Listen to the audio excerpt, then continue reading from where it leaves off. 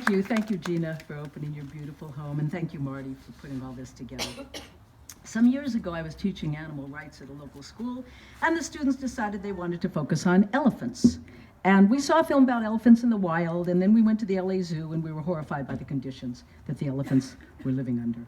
The students formed themselves into a group and called themselves the Elefriends. Their goal was to help the four elephants, Ruby, Tara, Gita, and Billy. They spoke before the Zoo Commission. They held press conferences. They said the space was too small. The bullhooks were cruel. They were ignored. Then one day we received an anonymous package addressed to the Elefriends, and in it were internal zoo memos and vet reports documenting horrific abuse to the elephants. You can't even imagine. We took the package to the then DA, who was Gil Garcetti. He refused to do anything. Wouldn't do it. All we could do is watch. The zoo then decided to separate Ruby and Gita, who had lived together as best friends for 16 years. In spite of the fact that director Ed Marushka promised it would not be done in secret, they shoved Ruby into a truck in the middle of the night, took her to a zoo in Tennessee where she was completely isolated, and put her in a tiny enclosure. We jumped into action. We found an attorney. We filed a lawsuit to bring Ruby back to be with her friend Gita. At the last minute, when it was clear that the judge would rule in our favor, Mayor Hahn ordered Ruby to be returned to LA. The zoo had no choice but to accept her back, but they refused to put her with Gita.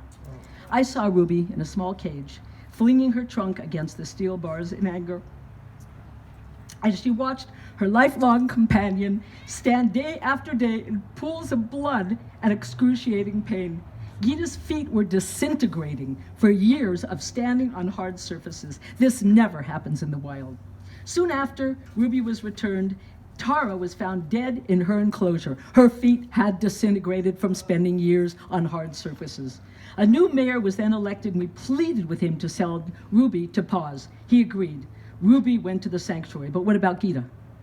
In April of 2006, John Lewis, the director of the zoo, testified before City Council that Gita was completely healed, no problems. 2 months later, Gita died. Her feet disintegrated from standing on hard surfaces.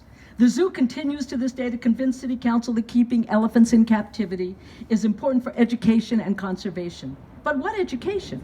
The students interviewed 60 kids in front of Billy's enclosure at the LA Zoo. The kids were all asked the same question. What did you learn from seeing Billy in the zoo today? And the answer was the same. He's gray, he's big, he has big ears, nothing. Then they were asked, what do you know about dinosaurs? And each kid became very animated and gave lengthy descriptions about their favorite dinosaur. And then we asked them, where did you learn that? And they said, from books. We also found that kids spend less than 2 minutes looking at the elephants and 6 minutes at the concession stands. And what about conservation? Captivity can never be conservation. Protecting habitats is conservation. Hiring locals and arming them to start poaching, creating jobs, as well as saving lives is conservation.